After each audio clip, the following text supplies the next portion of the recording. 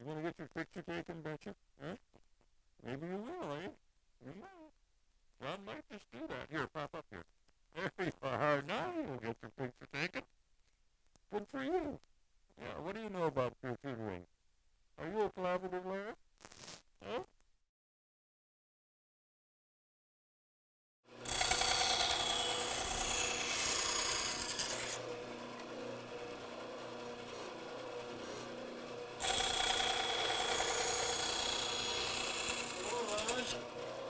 Oh, hello, John. Good to see How you. are you? It's Good to good see you. see you. I'm here to interview you for the oral history of Penn State's University Park campus, the Writing Center work there, as we've discussed. It looks like I'm interrupting you something. What are you working on? Well, I'm happy to be interrupted. Oh, I've been building a little box. I've been carrying my microscope around in a paper bag about long enough, and so I've built myself a little box for it so that I can protect it a little bit. And now I'm just working on a few shelves. Just something to keep me busy. I'll bet you're making some Christmas presents also. Oh, that's true too. I haven't begun those yet, but they're on the agenda. It's December already. I know. I've got another project over in in addition to the house that my son and daughter-in-law are building, and that's been keeping me busy these days. But I'll get to these Christmas presents soon enough. I want to build a table for my daughter and her husband's aquarium. They have a large aquarium that they've had on a second-hand desk in their living room for many, many years. But now they've bought themselves a house and they'd like to set it up a little more attractively. So they want something sturdy. Looks like a table, not a desk. And Ron Maxwell's the one to make it. He's going to. Well, given my purpose here, I'm of the mind to ask if you see any parallels between woodworking and writing. Oh, there are many parallels between those two occupations. There's a lot of planning that goes into, a written document, a lot of head time that goes into it even before you put pencil to paper. You're thinking about it, like that aquarium table that I'm building. I haven't started yet, but I'm thinking about it. And sometimes that involves, consulting some resources as well. And if I'm doing a real complicated project, something that I haven't ever done before, I would actually do a mock-up, kind of a first draft of the thing. Not out of cherry and walnut or whatever the good wood that I want to use in the finished product, but I'd make it out of pine. Wouldn't worry too much about the rough edges, and no polishing on the surface, no finish at all. Just, are the joints all working here? Does it cohere? Is it unified? Those questions are questions for the writer and the woodworker both. What about peer review? Oh, well, I get a fair amount of review from the people who come and drop in on me like yourself. Well, But we could be more comfortable talking if we went upstairs and found a sunny spot to sit. okay. Well, thank you. Oh, sure. Let's go. Let's do it.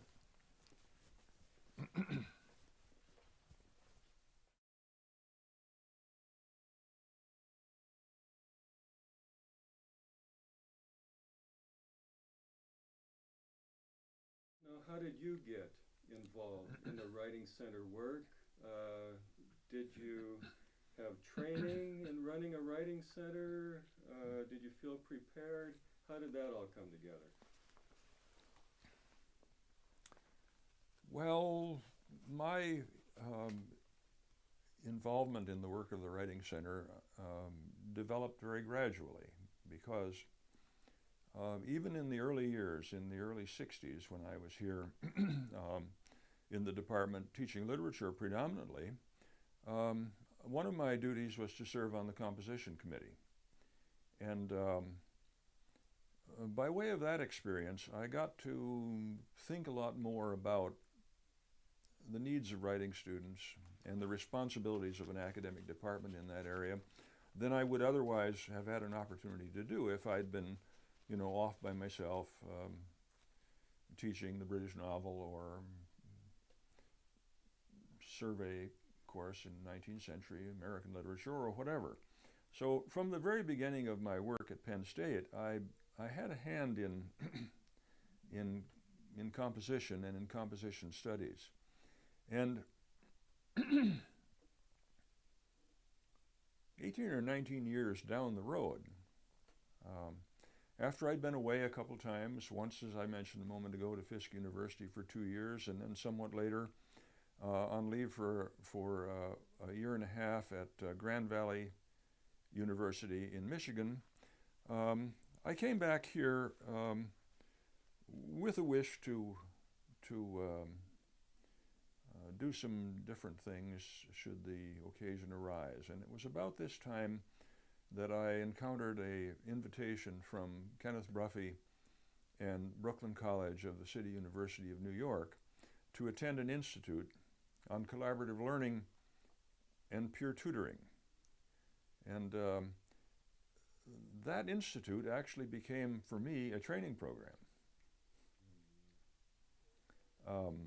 Can you describe this institute? Sure, I'd be happy to.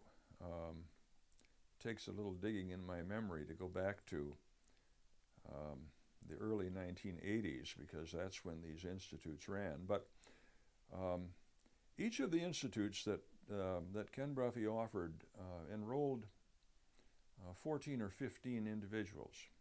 I don't see much of most of those institute fellows now, but for a number of years, immediately after the institutes, in the early years of the 1980s, we saw a fair amount of each other and presented at conferences together, NCTE and the likes.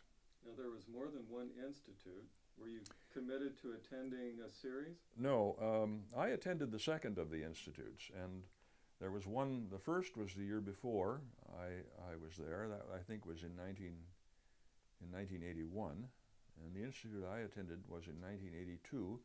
And then in '83 we had a kind of a homecoming, a collective of the fellows of both institutes who were able to come. Not everyone was able to come, but that was the time in which we met the institute fellows of the year before, and vice versa. And good times they were. But you began with the question of what the institute was like. In many ways, it was like a comp class. And this was a little bit of a surprise to me, because I think I really expected, in going to an institute of this kind, that we would be confronted by a number of experts and lecturers, in the field of collaborative learning and peer tutoring and composition studies. And in fact, we did meet, a fair crowd of experts of that kind. But the bulk of our work on a daily basis was very like a writer in a composition class, as most of us would know it. Ken made assignments, and we wrote papers. And we wrote them, however, with a lot of direction. The topics were open, but the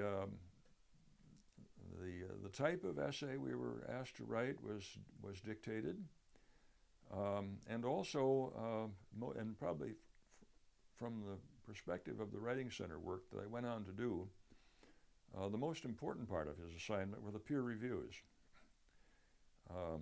We wrote drafts, and we exchanged papers and wrote written critiques of each other's papers.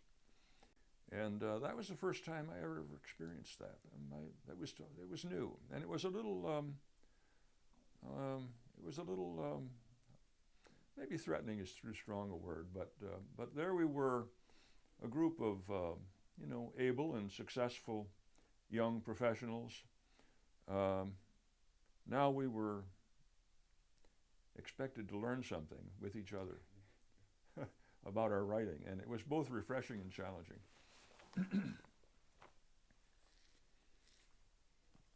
So, did this form the basis of Ken Bruffy's book, A Short Course in Writing, and did you use this to set up a course of your own? Actually, Ken had written that book before the institutes began, and so we used that as a textbook, and particularly the assignments in the short course in writing. One of the requirements of the institute was that the institution that sponsored you and paid the institute fees was expected upon your return to hear from you by way of a report and to do something with what you had learned and acquired at the institute. And so each of us, and I have a very fresh memory of my own involvement of this, came back with with some ideas in mind, and perhaps the draft of a proposal to the Department of English and also to the Division of Undergraduate Studies, suggesting some new things that we could do in this area. Was that a writing assignment that Bruffy gave you to write a proposal? No, it was not. It was not, although I think somewhere in the background of all the institute discussions was some reflection on what direction we were going to go when we got back home. Well, what did you write about?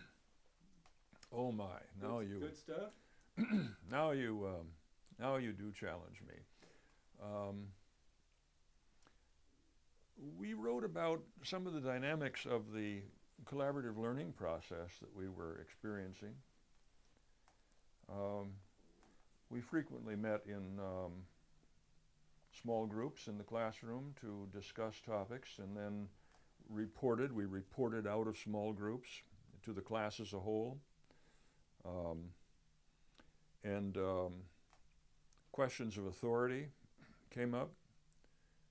Questions of authorship came up, and we were invited to latch on to one or another of these practical or theoretical dimensions of the institute work, and to write about those matters, employing the short course form that you're familiar with and that I'm familiar with in Bruffy's short course in writing. So, were you proud of what you wrote? Oh yes, I grew beyond my trepidation after a few exchanges, and after I discovered that my peers were in fact going to be very helpful, and occasionally laid it on me in a way maybe that I found a little stern, but then by and large, they were experiencing something like the same thing. So working in a community of peers, the invitation was to be helpful. How did you translate this to the classroom at Penn State for undergraduate students? Do you mean in my teaching outside of Writing Center work? No, I mean, how did you get the peer tutoring class going? Oh, I see. As I mentioned, I had a powerful writing course in the Institute, and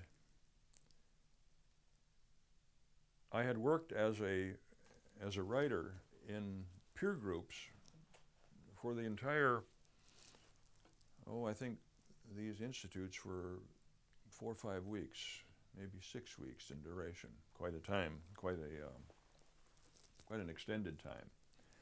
And so it was not a difficult transition to answer the question, how could an institute fellow come back to Penn State and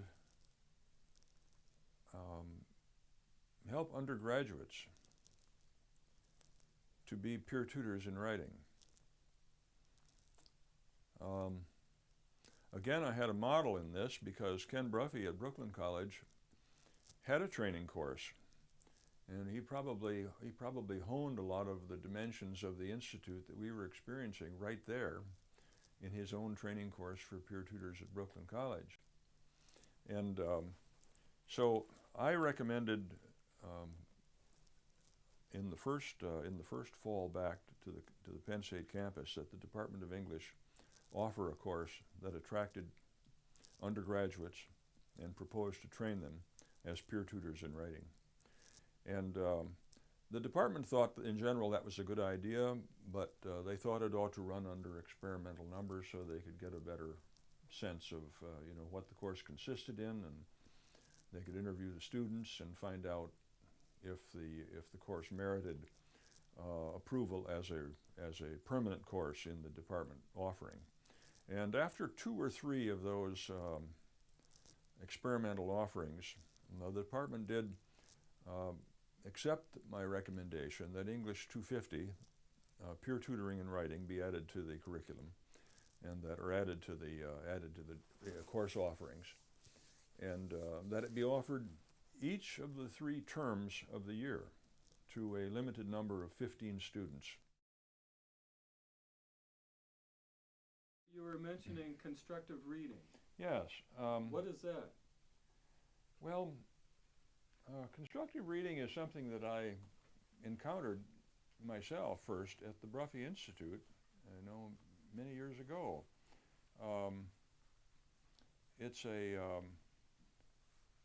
It's a practice in which the reader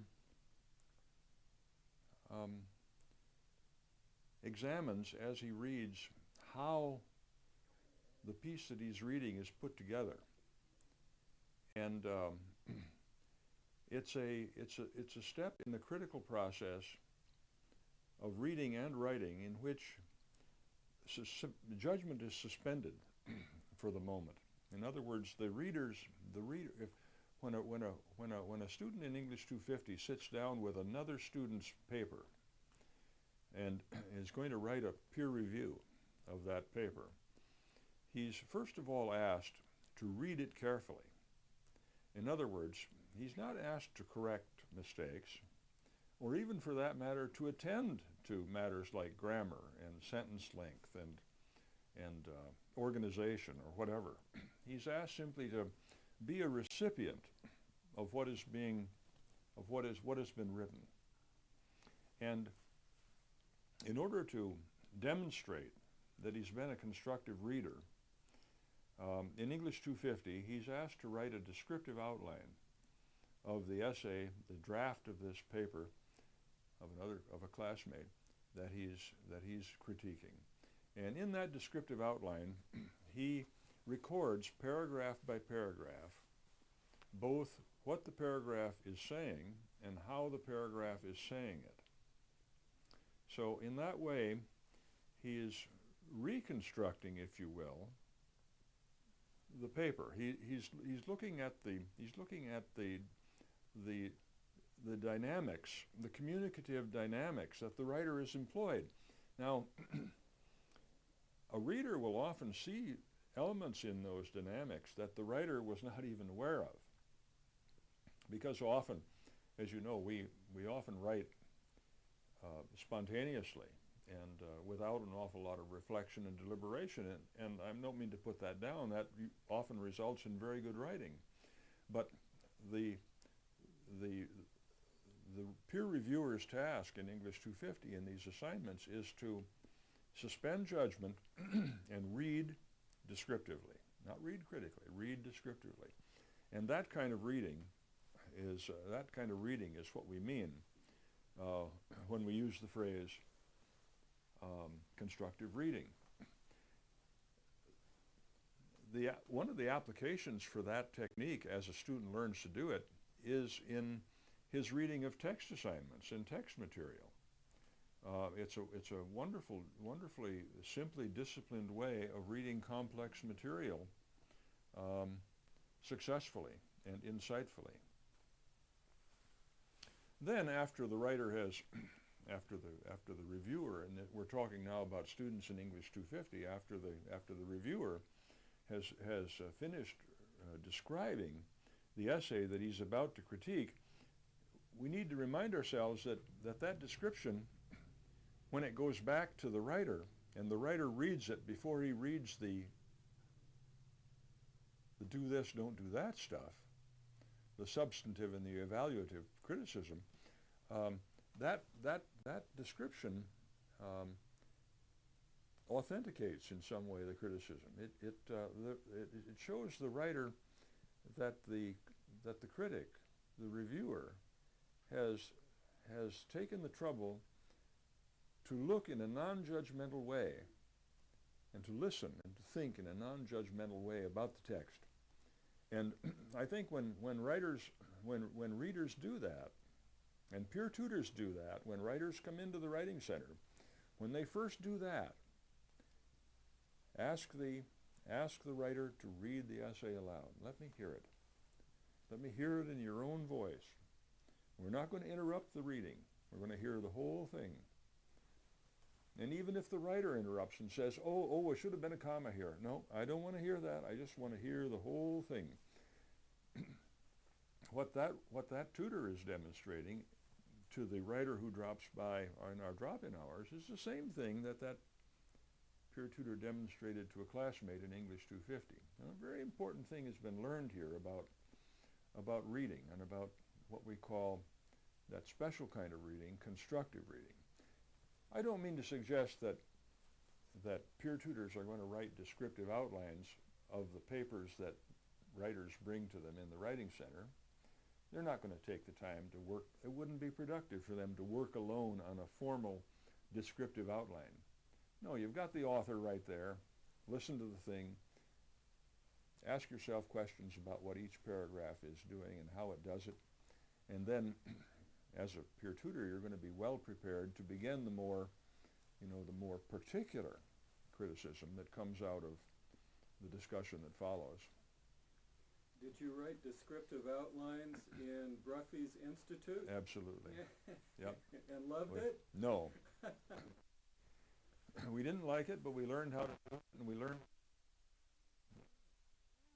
and we left with a sufficient enthusiasm to, in my case, to build that into a course that I designed for peer tutors in writing.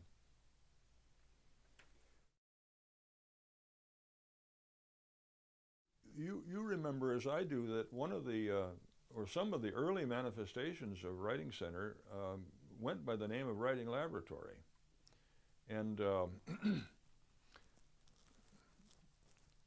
in contrast to the Writing Clinic, which is the first writing center, as I said, that I remember at Penn State, that metaphor, Writing Clinic, seems to emphasize diagnosis and treatment. And soon, it wasn't long after that term became current, Writing Clinic, that we in the profession became a little nervous about that and began to change the names of our tutorial offerings. And Writing Laboratory was another one of those terms. Now, I associate the laboratory with my work in science, in science courses as an undergraduate. The laboratory was a place where you got out of the lecture hall and you went to the lab and you worked there with a teammate. Usually we were paired up in science labs, and at the end of the assigned experiment, we each wrote a report a lab report, but we collaborated in the writing of that report. In other words, we checked on each other's figures and made sure that precipitate was aquamarine and not green or whatever, and but we wanted to get it right. So Writing Laboratory, if it harkens back to the science labs that I knew as an undergraduate, had a significant level of collaborative learning involved, but also it was pretty prescriptive. That is, we weren't really young scientists out in the great world discovering problems of our own. These were very structured laboratory lessons that we were assigned and expected to complete.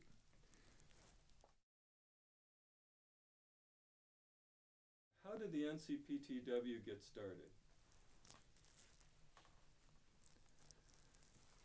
Oh, I wish I knew more about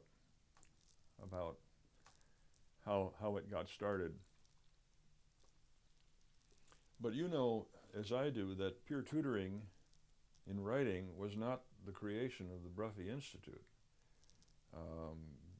Peer tutoring in writing, the contribution that the Bruffy Institute made to peer tutoring in writing is to conceiving it as collaborative learning and to evoking a intellectual rationale for this kind of study and this kind of teaching. But for many years, across the country, peer tutors had been employed to work with each other, undergraduates to work with each other as peer tutors. And it must have been in 1983 that Torrey Herring Smith at Brown University conceived of the idea of getting groups of students from writing centers all over the country, predominantly in practical terms as it turned out from the Northeast, together for a fall conference. And in the fall of 1984, in 1984, Brown University hosted the first of these conferences. It wasn't at that time under the auspices of the National Conference. It was just the Brown University's Conference on Peer Tutoring and Writing. You know, Brown University, under Torrey's leadership, has a unique variety of peer tutoring and writing in their fellows program, in which undergraduate peer tutors associate with courses, and they meet on a regular basis with writers in the course with which they're associated. They don't predominantly run a drop-in tutoring service of the kind that we're accustomed to here at Penn State. Then, to further answer your question about how the National Conference got started,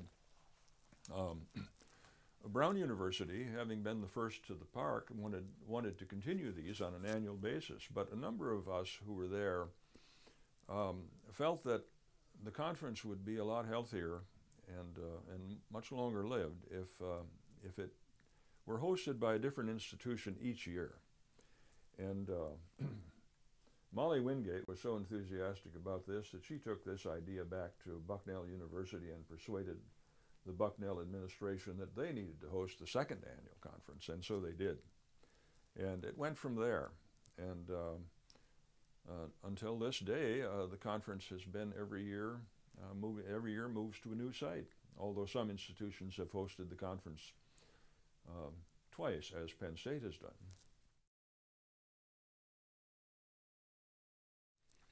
Can you think of any presentations tutors have given over the years that stood out in your mind? Any highlights of these trips, perhaps? Well, you know, John, that from your experience that trips with students in which you're all crammed in a van for 4 or 5 hours, traveling to some distant and somewhat strange place is always exciting. I always enjoyed the trip as well as the conference. The conference was, in each instance I can remember, stimulating in a remarkable degree. The talk of what had occurred in the conference, not only what our work and what our contributions had been to the conference, but what other people had brought to the conference and how we were set to thinking and challenged to consider other dimensions in our work, provoked a lot of conversation, of course, on the ride home, as well as in the report that we made back to the tutors who did not attend the conference, and in the ongoing work at the Writing Center. Topics, you mentioned topics. Well, I wish I had my old programs in hand here, but I do remember some topics.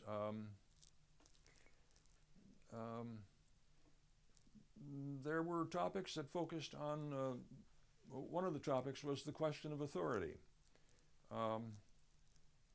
What happens if a writer comes in who is a junior or senior with a specialized paper in some technical area, and finds out that the tutor whom he is dropped by to see is in fact a freshman or sophomore English major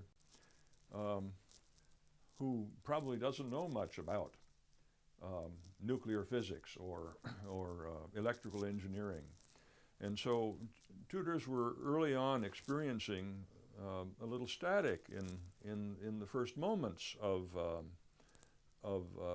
a tutorial exchange. And so at one time we took that topic to the conference in the form of a workshop to get other participants there to consider similar experience that they may have had. And that led, of course, to consideration of what kind of authority a writing tutor can be expected to have and how that authority is best used.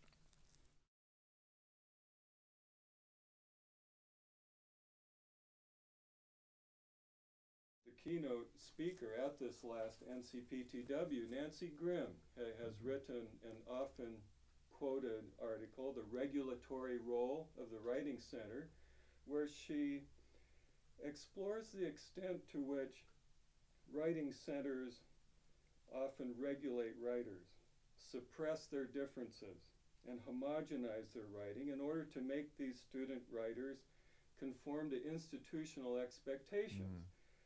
Instead, perhaps, writing centers would do well to help students critique how institutions can use language of, let's say, domination, coercion, conformity, pacification, and so on. Yeah. What do you think of that? Should writing centers be a place to critique the, fight the power? Well, I don't think it's a question of whether it should be or not. In fact, it is. I mean, I've never known a group of undergraduates to get together independent of their faculty leadership and show anything but healthy criticism of the institution. When a peer tutor and a fellow writer meet, they're, as I said before, they're usually working on an assignment that the writer has brought to the writing center. And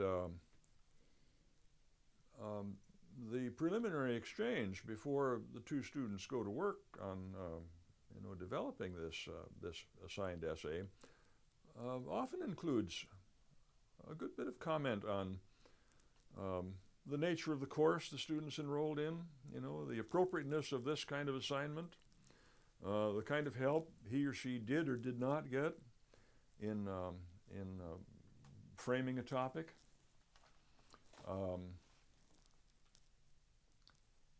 In my experience, students who come to the Writing Center to work with peer tutors in writing are not, first of all,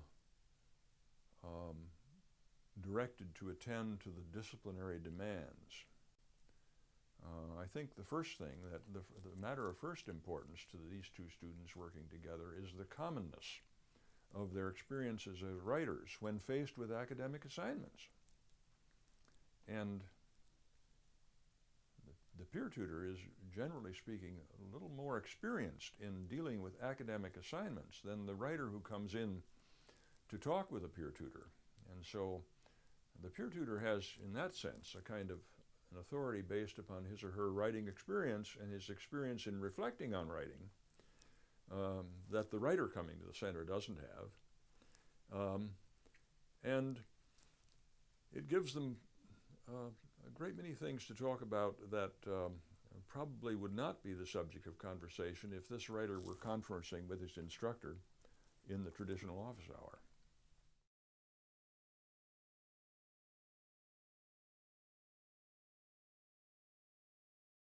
The monies that funded undergraduate peer tutoring were soft monies. So there were ups and downs. Oh, there were ups and downs. Yeah, we never had a budget per se to work with. We we spent a certain amount of money, and we expected that at the end of the budget year, somebody somewhere in Old Main would pick up the tab. But we never knew what we had to spend or didn't have to spend, although we always knew we were under severe constraints. Well, one year, when students came back to begin their tutoring, they learned that the budgetary offices in the central administration had decided that they could no longer support peer tutoring in writing, and also peer tutoring in mathematics and peer tutoring in subject matter areas and other tutoring efforts as well. Supplemental instruction. Supplemental, yes. Anne McLaren's wonderful work in supplemental instruction. And that came as a very low blow to all the peer tutors in all the subject matter areas. But it shouldn't surprise you that the most articulate of those who received the low blow were the peer tutors in writing. And they began to write letters to every conceivable audience that they could come up with. The Department of English, the local newspaper, the Center Daily Times, and of course the office of the president and the vice president of undergraduate studies, of undergraduate education. And they created quite a ruckus very quickly. And Ron Maxwell felt the ruckus because his superiors in undergraduate education thought that he'd put the tutors up to this. That it was his scheme to improve some budgetary problem. Well, it wasn't a scheme at all. The tutors were just incensed at the notion that their services would be so little valued that somebody would arbitrarily eliminate them from the budget. Well, their protests were wonderfully successful. It led to a real in-house examination, administrative examination of what monies were going where and what was sufficient and what was insufficient. And from there on out, we began to, it didn't happen immediately, but shortly thereafter, under Jerry Weilacher's management as the director of the Learning Resource Center, we began to have a budget that we could count on semester in and semester out. And we didn't have to depend on soft monies at the end of the term or the beginning of the term to know whether we were in or out. And thanks to the peer tutors in writing.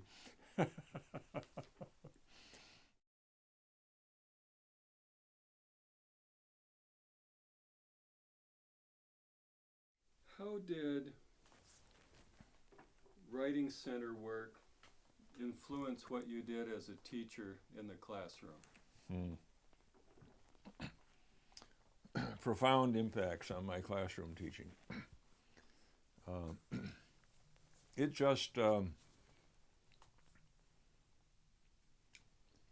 Bruffy Institute wasn't my first exposure to collaborative learning. I happily had the good fortune of working with a professor in art education, and I'll think of his name in a minute. When I came back from Fisk University, I came back with a group of other people. At what time? This was 60? Oh, this would have been in 68 or 9, something like that. When I came back, in the process of being in Nashville, I'd made some friends at Vanderbilt and a lot of friends at Fisk. And we came back to Penn State with some undergraduate students from Fisk who were going into graduate work. And we came back with some junior colleagues who had been at Vanderbilt, and they were going into graduate study in art education at Penn State. And they were having taking some wonderful courses in art education. And when I heard about them, I said, I think I ought to sit in and listen to John Withall a little bit. And so I did. And John Withall was interested in organizing classrooms around learners as opposed to organizing them around teachers. And he talked a lot about that organization. Now, he didn't have the social constructionist vocabulary that Bruffy brought to it all. But when I went to the Bruffy Institute, I had the opportunity of reminding the Bruffy bunch that this wasn't altogether news. In other words, this too is an ongoing conversation. Just as peer tutoring antedated the Bruffy Institute, so did concepts of classroom management and questions about collaborative relationships antedate the Bruffy Institute. And John Withall was my introduction back in the late 60s to that to those phenomena. How did this affect your Yes. teaching in the classroom, Now, the well, collaborative learning, okay. writing center work? Yeah, I'm glad to be reminded, John, by your redirecting the question. I only meant to say, with reference to John Withall, that I'd been thinking about classroom management ever since I'd left graduate school. I was never happy with my role, my assigned role as lecturer, with perhaps, in the case of large classes, a graduate assistant helping to read the papers or whatever. I was looking for ways to reorganize the classroom so that students would become more responsible for their learning than they were in the model where all they're doing is taking notes from the lectern. The Bruffy Institute experience and my experience as a teacher of 250 and work with peer tutors in writing, this helped me on an almost daily basis understand how I could enliven my relationship with students in literature classes that I was teaching, and of course in writing classes that I was teaching. So, creating problems for students to solve in small groups, in class discussion, became a norm in my teaching. I would divide a class of 30 into 6 groups of 5, and give them a very brief task about a poem or a short story or a play or a scene or whatever to examine in 15 minutes, and then to report their findings out of that, to the class as a whole, and then to arrive at some consensus about this scene or this poem or this problem of a literary kind. And it worked very well. Students became, more active, and I became not so much certainly not a lecturer, and not so much a director as a moderator. And I think it made a profound difference in my teaching, and I extended it to all my classes, both writing and literature classes, John.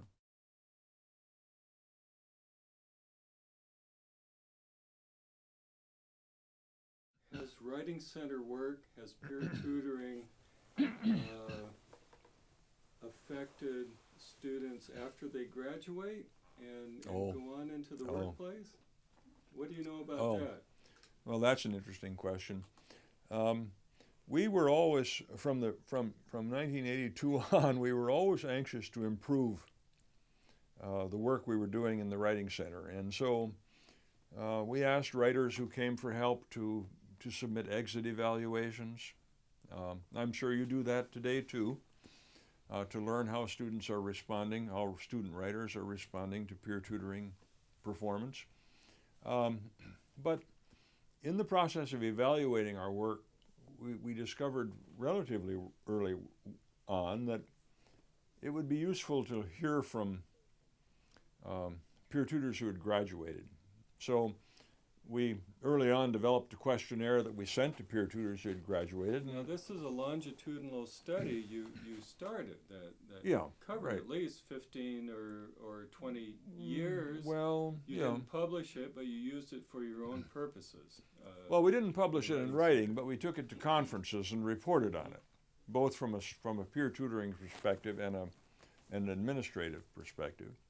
Yeah, we sent this out every 5 years in order to capture the reactions of each graduating generation of Penn State students. And we did that for 3, 4, 5 times. And so we got a massive information, and it changed our program in important ways. And that was the primary motive of the longitudinal study, is to give us feedback on how we were doing.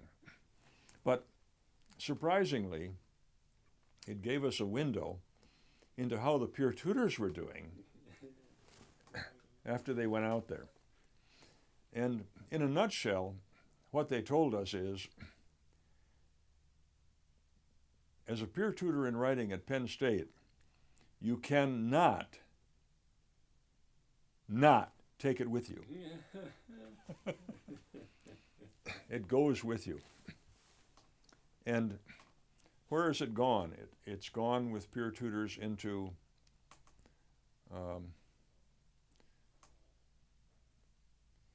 their work as ag economists, as ag extension agents, as civil engineers, as graduate students in botany, as graduate students in English, as pre-medical students, as pre-law students. All of these undergraduates took the peer tutoring experience they had accumulated and took it off with them, and they all could declare that in some way it figured importantly in their continued learning. Many undergraduates married, went into homekeeping, homemaking, had children, were the primary homemaker, and reported that peer tutoring made a significant contribution to the way they raised their kids. Collaborative learning works with children? Collaborative learning works with children, yes. Constructive reading, constructive writing, constructive listening. Huh?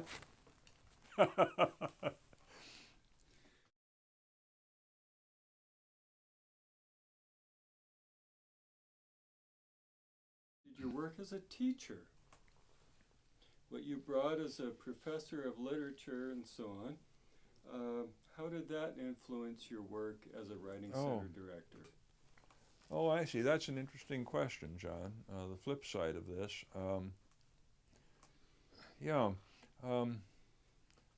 I think the mix that results from engaging academic departments in the tutoring activities, which is often segregated off into undergraduate education or something like that. I think that mix of that collaboration between academic departments on the one hand and administrative units like the University Learning Resource Center on the other hand is a very healthy mix. I think for one thing, I think that the professionals from each of those two regions, I think they serve as kind of models and to each other and offset and complement each other in many ways.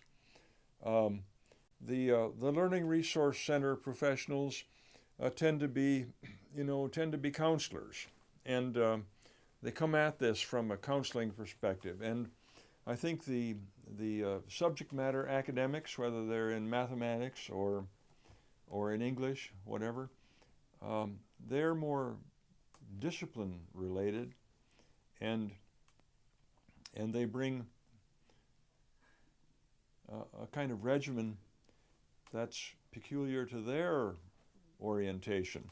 And if you can bring these two units together in working relationship in a university or college, you've got something very positive and healthy going than you would if they remained completely separate.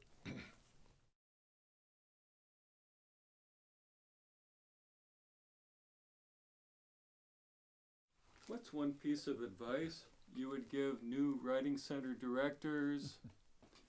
And the second part of the question, what piece of advice would you give to new tutors of writing, peer tutors of writing? Well, first of all, the second question. To peer tutors of writing, train well, and be very thankful if you have a program, a training program as thorough and disciplined as English 250 at Penn State. If you don't, make the best of what you have. Train well. And then the second piece of advice to peer tutors in writing, listen to the writer. The first question you ask about advice to a writing center director, that's a more difficult question. I suppose it would go this way, if I had it to give. Take a good, clear look at your present institutional commitments to tutoring and writing. What are they? What are you now doing? And then become a student of what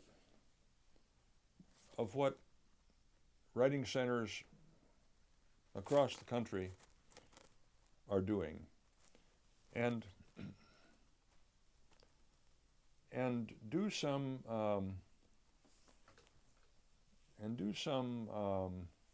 what do I want to call it?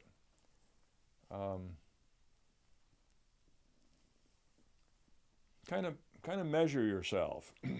Measure yourself, what you're doing against what might be done if you're taking the great view, and then make some choices as to how to improve what you're doing in the institution where you work, to budge the whole thing, move the whole enterprise forward.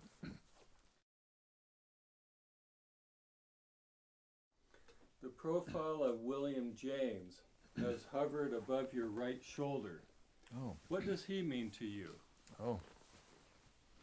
Oh, William James.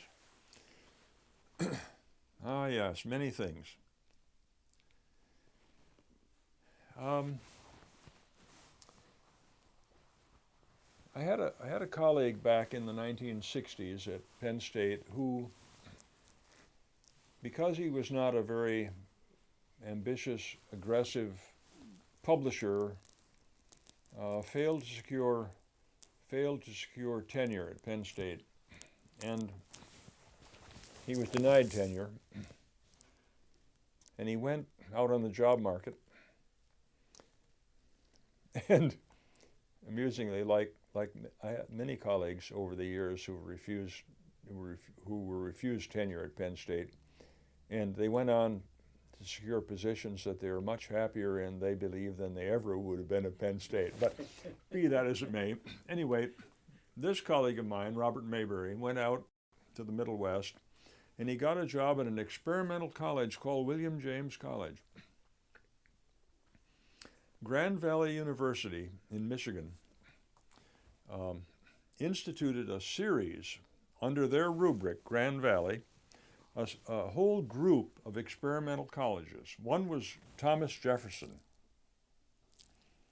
Another was named after an economist, and Robert went to work for William James College. And William James was a college that was striving to create an undergraduate education that would be vocationally satisfactory and educationally satisfactory. In other words, a degree that would prepare you to do something in the commercial, in the work world, but yet would have the kind of integrity that you associate with a liberal arts education. You see what I mean? Now, the reason they chose William James as their mentor is because James had this notion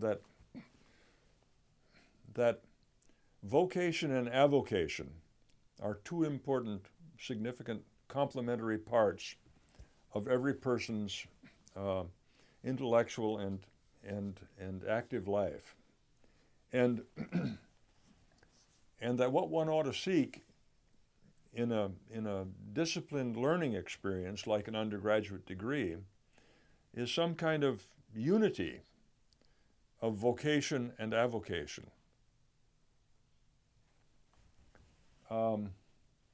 The college didn't last for many years. There was kind of an experimental boom in American higher education in the 70s.